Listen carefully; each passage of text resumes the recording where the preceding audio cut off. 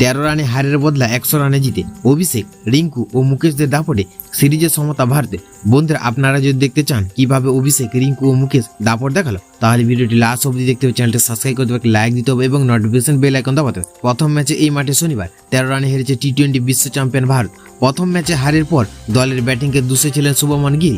বন্ধুরা, টস জিতে প্রথমে ব্যাট করার সিদ্ধান্ত নেন ভারতের অধিনায়ক শুভমন গিল। সিরিজের দ্বিতীয় টি-20 ম্যাচে একটি পরিবর্তন, খলিল আহমেদের বদলে এই ম্যাচে নেওয়া হয়েছে সাই সুদর্শনকে।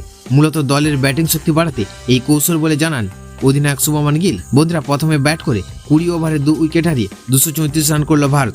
ভারতের হয়ে সবচেয়ে বেশি রান করেন অভিষেক শর্মা। 47 বলে খেলে দিল 100 রানের বিধ্বংসী ইনিংস, 7টি 4 ও 8টি 6 সুবাদে। বন্ধুরা, ঋতুরাজ গায়কোয়াড় 47 বলে খেলে দিল 77 রানের ইনিংস, 11টি 4 ও একটি ছক্কা মারেন। বন্ধুরা, রিঙ্কু সিং 22 বলে 48 করে অপরাজিত থাকেন।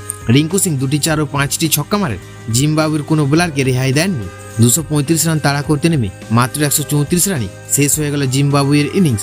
দ্বিতীয় টি-20তে 100 রানে জয় পেল ভারতীয় দল। বন্ধুরা, টিম ইন্ডিয়ার হয়ে 3টি করে উইকেট নিলেন মুকেশ কুমার ও আবেশ খান। বন্ধুরা, এই সুবাদে সিরিজে 1-1 সমতায় ফিরল টিম ইন্ডিয়া।